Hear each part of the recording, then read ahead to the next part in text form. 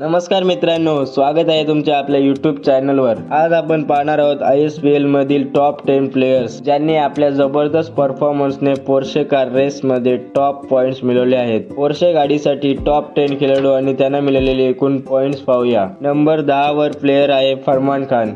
Total points 261 आहेत. Number 9 वर खेळाडू आहे प्रथमेश ठाकरे. टोटल पॉइंट्स 281 आहेत.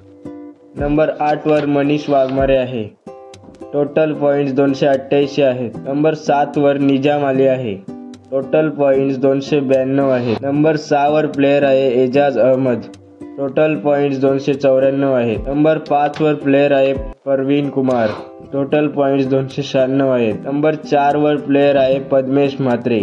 टोटल पॉइंट्स 347 आहेत. नंबर 3 वर प्लेयर आहे जगन्नाथ सरकार. टोटल पॉइंट्स 388 आहेत. नंबर 2 वर प्लेयर आहे विजय पावले.